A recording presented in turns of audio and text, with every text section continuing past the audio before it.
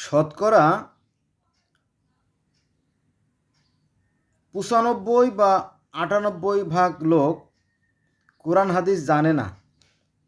আমি একটু লক্ষ্য করে দেখছি যে আমার গ্রামে ৫টা মসজিদ আছে, কিন্তু সেখানে বুখারি, তিরমিজি, আবু দাউদ, নাসাই, ইবনে মাজাহ এই জাতীয় মানে সহি কোনো গ্রন্থ আমি দেখিনি। আমি লক্ষ্য করছি আড়ে আড়ে। হ্যাঁ, আমি বাড়িতে গেলে মাঝে মাঝে মসজিদে কথাবার্তা বলি, তো আমি লক্ষ্য করে দেখছি যে একটা সহি হাদিস নাই।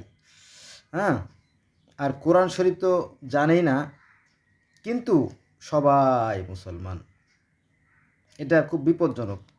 আমি কোনো বিষয় জানলাম না, শুনলাম না, অথচ সেই বিষয়ের আমি বড় পণ্ডিত হয়ে গেলাম। এটা নিঃসন্দেহে খুবই ভয়ঙ্কর। আমি তাদের উদ্দেশ্যে আমি কোরআনের যে আয়াতগুলো আছে সেগুলো আমি পড়ে পড়ে শোনাই। যার খুশি সে শুনবে, আর যার খুশি সে শুনবে না। আজকে আমি যে বিষয়টি আলোচনা করবো সেটা হচ্ছে যে পবিত্র কোরআন শরীফের ১০ নম্বর সূরা ইউনুস এর ১ নম্বর আয়াত থেকে ১০ নম্বর আয়াত পর্যন্ত। চলুন শুরু করি। বিসমিল্লাহির রহমানির রহিম। সূরা ইউনুস আয়াত নম্বর ১। আলিফ লাম রা, এগুলো জ্ঞান গর্ভ গ্রন্থের আয়াত। সূরা ইউনুস আয়াত নম্বর ২। মানুষের জন্য এটি আশ্চর্যের বিষয় যে আমি তাদেরই একজনের নিকট ওহী প্রেরণ করেছি, এই মর্মে যে তুমি মানুষকে সতর্ক করো এবং বিশ্বাসীদের সুসংবাদ দাও যে তাদের জন্য তাদের রবের নিকট আছে উচ্চ মর্যাদা। অবিশ্বাসীরা বলে এ তো এক সুদক্ষ জাদুকর। সূরা ইউনুস আয়াত নম্বর ৩। তোমাদের রব আল্লাহ, যিনি আকাশমণ্ডলী ও পৃথিবী ৬ দিনে সৃষ্টি করেন, অতঃপর তিনি আরশের সমাসীন হন। তিনি সকল বিষয় নিয়ন্ত্রিত করেন, তার অনুমতি ছাড়া সুপারিশকারী কেউ নেই। তিনি আল্লাহ তোমাদের রব, সুতরাং তার উপাসনা করো। তবুও কি তোমরা বুঝবে না? সূরা ইউনুস আয়াত নম্বর ৪। তারই নিকট তোমাদের প্রত্যাবর্তন, আল্লাহর ওয়াদা সত্য, সৃষ্টিকে তিনি অস্তিত্বে আনেন, অতঃপর তার পুনরাবর্তন ঘটান। যারা বিশ্বাসী ও পুণ্যশীল তাদের ন্যায় বিচারের সাথে কর্মফল প্রদানের জন্য, এবং যারা অবিশ্বাসী তাদের জন্য রয়েছে অতিষ্ঠ পানীয় ও মর্মন্তুদ শাস্তি, যা তারা অবিশ্বাস করত। সূরা ইউনুস আয়াত নম্বর ৫। তিনি সূর্যকে তেজস্কর ও চন্দ্রকে জ্যোতিময় করেছেন এবং এর তিথি নির্দিষ্ট করেছেন যাতে তোমরা বছর গণনা ও কাল নির্ণয়ের হিসাব জানতে পারো। আল্লাহ এর নিরর্থক সৃষ্টি করেনি, জ্ঞানী সম্প্রদায়ের জন্য তিনি এ সমস্ত নিদর্শন বিশদভাবে বিবৃতি করেন।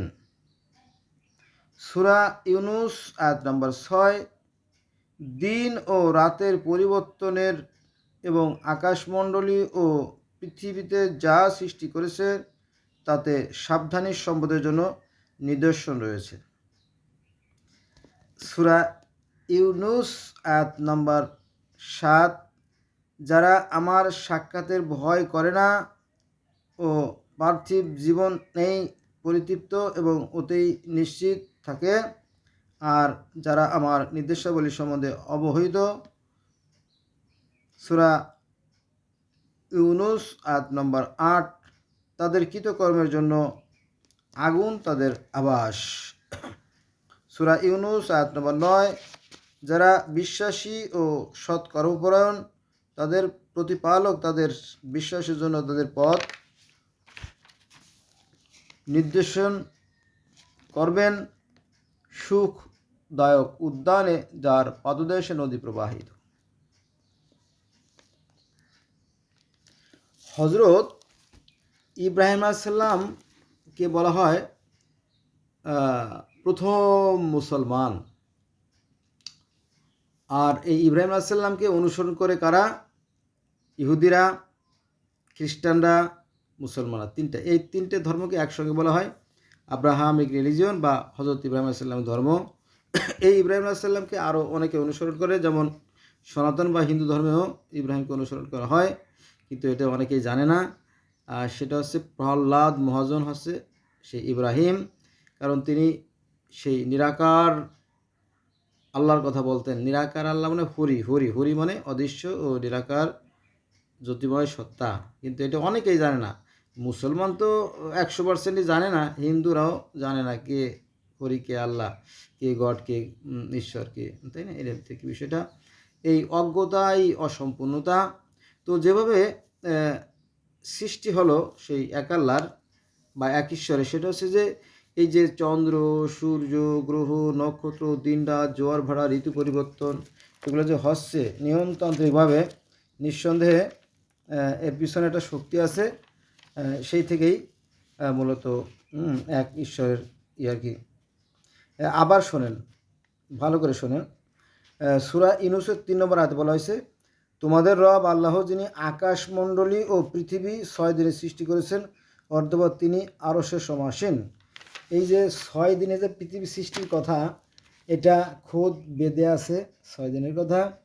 তারপরে আপনার জেনেসিস অর্থাৎ ওল্ড টেস্টামেন্টের, দ্যাটস মিন বাইবেলের যে পুরাতন নিয়মের একদম একের এক একদম সূচিতেই এই কাহিনীগুলো বলা আছে। এবং 6 দিন দেওয়া আছে, প্রথম দিন কী করলেন, দ্বিতীয় দিন কী করলেন, তৃতীয় দিন, চতুর্থ দিন, পঞ্চম দিন, ষষ্ঠ দিন দেওয়া আছে। তারপরে তিনি সমাসীন, এগুলো আছে একের এক জেনেসিসটা আমার কাছে আছে। তো এগুলো বিষয়, তাহলে 6 দিনের কথা বেদেও আছে, 6 দিনের কথা তাওরাতে আছে, 6 দিনের কথা জুবুরে আছে, বাইবেলে আছে, কোরআনে আছে, সব জায়গায় 6 দিনের কথা বলা আছে। এবং আরও অনেক ধর্মে আছে, মিশরীয় ধর্মে আছে, তারপরে বহু ধর্মে আছে, সেখানে আমি যাব না। কিন্তু আমরা জানি না, না জানার কারণে যত বিভেদ আমাদের মধ্যে সৃষ্টি হয়। হ্যাঁ, আমাদের একটু জানা দরকার, নইলে সমূহ বিপদ। তারপরে এখানে আরও একটা গুরুত্বপূর্ণ দুটো আয়াত, সেটা হচ্ছে যে সূরা ইউনূসের 5 নম্বর আয়াত, তিনি সূর্যকে তেজস্কর ও চন্দ্রকে জ্যোতির্ময় করেছেন, ওর যিনি নির্দিষ্ট করেছেন যাতে ওর তিথি নির্দিষ্ট করেছেন যাতে তোমরা বছর গণনা কাল নির্ণয় করতে পারো। আল্লাহ এই নিরর্থক সৃষ্টি করেননি, জ্ঞানী সম্প্রদায়ের জন্য তিনি এ সমস্ত নিদর্শন বিশদভাবে বিবৃত করেন। সূরা ইউনূস 6 নম্বর আয়াত, আবার দিন ও রাতের পরিবর্তন এবং আকাশমণ্ডলী ও পৃথিবী যা কিছু সৃষ্টি করেছেন তাতে সাবধানী সম্প্রদায়ের জন্য নিদর্শন রয়েছে। সাবধানী সম্প্রদায় কারা? আমরা কি আসলে এইগুলো চিন্তা করি কখনো? না, চিন্তা করি না। কেমন কথা বললেন? হ্যাঁ, চিন্তা করি না। চিন্তা করলে আমাদের অবস্থা এমন হতো না, হতো না। আমাদের আলেমরা মানে কোরআন পড়েই কোরআন বিরোধী এবং মিথ্যে কথা বলে, যা তা বলে। এবং হ্যাঁ, দেখবেন যে ওয়াজ মাহফিলে চিৎকার করে কান্নাকাটি করে, চেঁচামেচি করে, ঠিক কিনা হই সই, কি একটা অস্থির একটা অরাজক অবস্থা, তাই না? অথচ তারা নিজেদের মতো করে অনেক হাদিস তৈরি করছে। এবং আপনারা শুনলে অবাক হবেন অনেকে হয়তো, আর যারা জানেন তারা তো ভালো। আজকে আমি যে কথা বলতেছি, আজকে 1/2/2025 সাল। গত 2023 সালের 27শে জুলাই বা 28শে জুলাই সৌদি আরবের বাদশাহ বলছে যে হাদিস বাদ। কেন হাদিস বাদ? কারণ হাদিসের কারণে মুসলিম জাতির মধ্যে বিভ্রান্তি সৃষ্টি হয়েছে, নানা অশান্তি সৃষ্টি হয়ে গেছে। তবে কিছু হাদিস রাখা যেতে পারে যেটা আপনার কোরআনের সাথে সামঞ্জস্যপূর্ণ, যেগুলো সাংঘর্ষিক সেগুলো বাদ দাও। হ্যাঁ, কিন্তু সৌদি আরব থেকে বাদ দিলেও বাংলাদেশ বা আশেপাশে থেকে বাদ দেওয়া যাচ্ছে না, কারণ বাদ দিলে পরে আবার একটু সমস্যা, তাই না? তখন পড়াবে কি, অজয় বা কি শোনাবে, তাই না? এর কি বিষয়? যাই হোক, এটা কোনো আমার কোনো মাথা ব্যথা নাই। খুব কষ্ট লাগে। আস্তে আস্তে জাতিরা পঙ্গুর থেকে পঙ্গু হয়ে যাচ্ছে। হ্যাঁ, এই যে এখন নতুন করে শুনতেছি মাজার ভাঙ্গার যে একটা আন্দোলন, মাজার ভাঙ্গার আন্দোলন করলে তো এখন নিজেরা নিজের বাইতে বাইতে মাথা পাটাপাটি হয়ে যাবে, তাই না? আমি জানি না এই বিষয়টা। ঠিক আছে, চলতে থাক মাজার ভাঙ্গা। একদল মাজার ভাঙবে আর একদল মসজিদ ভাঙে, লে হালুয়া। খেলা দেখ, জ্বালাই দিলাম এক কাঠি, দেখ রে সাদের ফুটফুটি। মানে একটা বাজারে, একটা বাজার 350 ঘর আছে, এক পাগল করছে কি, খুঁড়তে খুঁড়তে খুঁড়তে একটা ম্যাচ পাইছে, ম্যাচ, খালি ম্যাচ। তো ম্যাচের মধ্যে কাঠি নাই, ওই কোনো একটু ভাঙ্গা কাঠি ছিল, বুঝছেন? ও পাগল করছে কি জানেন, ভালো করে শুনেন।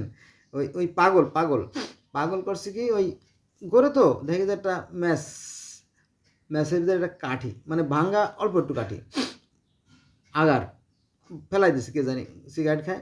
ও করছে কি, এইভাবে জ্বালাইছে, জ্বালাই দিলে পরে আগুন লেগে গেছে বাজারে। পাগল তো, বোঝে না, পাগল পাগল তো ভালো মন্দ বোঝে না। তো আগুন যখন ধাও ধাও করে জ্বলে উঠছে, ইরা পাগল খালি লাফায়, দূরে যায়, কয় দেখ দেখ দেখ, কই যে কি হয়েছে, দেখ দেখ করিস কে, কয় জ্বালাই দিছি এক কাঠি, দেখ রে সাদের ফুটফুটি, দেখ রে সাদের ফুটফুটি। হ্যাঁ, পাগল সব মূর্খ দল। আমাদের কিন্তু এখানে আপনি আয়তের ভিতরে দেখছেন যে একটাই পৃথিবী, আমাদের একটাই পৃথিবী, একটাই চাঁদ, একটাই সূর্য, একই অক্সিজেন আমরা গোটা পৃথিবীর মানুষ ভোগ করি, তাই না? পৃথিবীর প্রত্যেকটা মানুষের রক্ত লাল, পৃথিবীর প্রত্যেকটা মানুষ সুখে আসে, দুঃখে কাঁদে, শীতে খাবে, সবাই একই মায়ের সন্তান, একই স্রষ্টার সৃষ্টি। কিন্তু এই ধর্ম মানুষের মধ্যে বিভেদ সৃষ্টি করে। আমি নির্দিষ্ট কোনো ধর্মের কথা বলতেছি না, এই হলো অবস্থা। ঠিক আছে বাবা, চালাই যাও, চলতে থাক, কিন্তু ধরা পড়লে কিন্তু যাবেন নাই, এই জিনিসটা খেয়াল রাখতে হবে। ধন্যবাদ সবাইকে।